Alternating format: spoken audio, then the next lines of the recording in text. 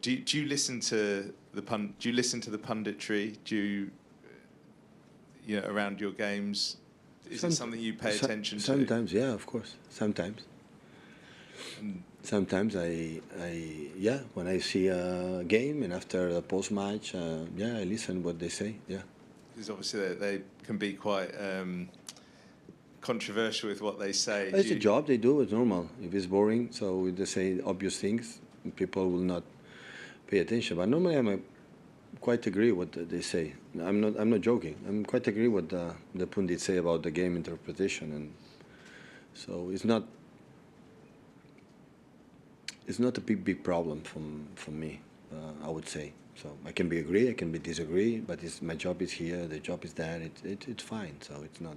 I said many times, if I don't like to listen what they say, dedicate another job. Don't be a manager.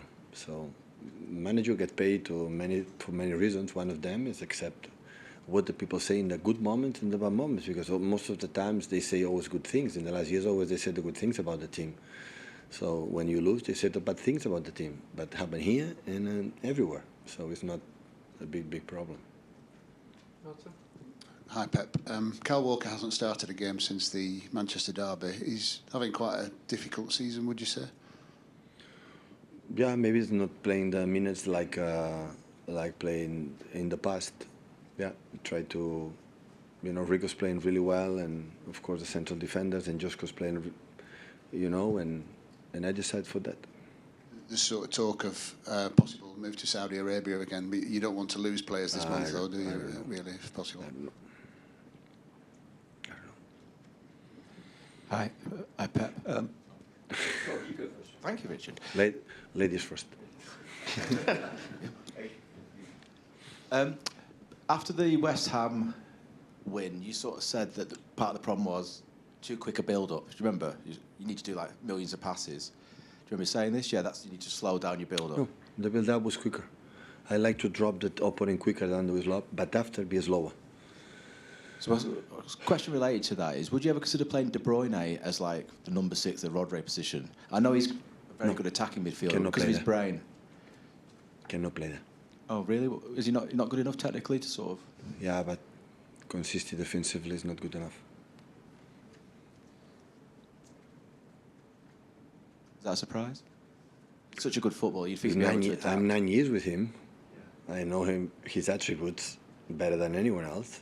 So, of course, he can play in some position when drop, but being there and after what you have to do, I don't want to put this pressure to Kevin. Kevin have another talent, and his energy has to be, I want his energy in, up front. So Kevin is unbelievable in the final third. So, and I want him there. I sometimes drop and from there get the passes. Of course, he can do it. But being in the position like a typical holding midfielder, no. Salford's results have really picked up since Ryan Giggs has been in the technical area with Carl Robinson. Do you think all his experiences playing for United, all those games, do you think that must have helped? Absolutely. The knowledge has to be transmitted generations by generations, managed by managers, of course. The knowledge for the people can deliver for the other people. Yeah, of course it's happened. It's not just, as a manager, just my opinion. I am open, and all the managers are open to get information for the other ones. Just going back to punditry, have you ever had that role? Have you ever been asked to do it on television?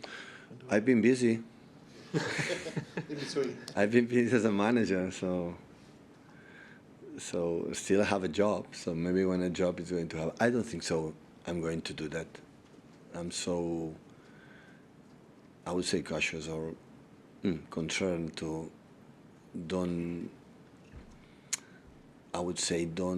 make a comment that could hurt my colleagues. I know how difficult is our job, how difficult it is.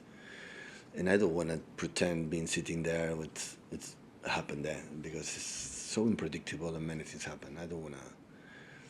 I always, when I heard someone delivery, sometimes because I don't want it, it's to defend my club, not for personally. And always I had the feeling that, how difficult. I was football player before and now manager, and our business is so complicated. It's unpredictable, so difficult, and I don't want to hurt my colleagues just in a position like we'll do it. But maybe it's going to happen in the future. But honestly, I don't think so. Just a question on Oscar Bob as well. When do you think he'll be back, and how much of an impact can he have? Because he was so good in pre-season. Only his head. He's a guy always, maybe I have pain here, here. When he's free here, I don't think it's the first long injury Oscar had, but his physicality, I don't think he needs much time, to get fit or get ready. I don't have that feeling. But it's important. Last 2 days, make a partial training session, and it's a good news for us. Even we saw in few things his, special qualities that he showed us in the preseason. And but yeah, come the second part of the season, and hopefully he can be involved. He can help us. Finish your assignment, please, guys. Pep, the players have been able to have some time off this week and the last week with the schedule. Have you been able to take some time off as well? Me? Yeah. Yeah. Just because, there might be a temptation to kind of work every hour going No. to try and get the team. We have 7 days. I take days off. It's good for me. I learned on that. When you have 3-4 days between games, no, I don't have taking off. But when you have time, 4 or 5 days, I take 1 or 2 days, and I try to disconnect. Yeah, don't see it, and after, the energy is back. Everyone needs sometimes day off, not just the managers, the players, yourself, and all the people. Go and to do other things. I think it's good to come back better. Okay, thank you. Guys.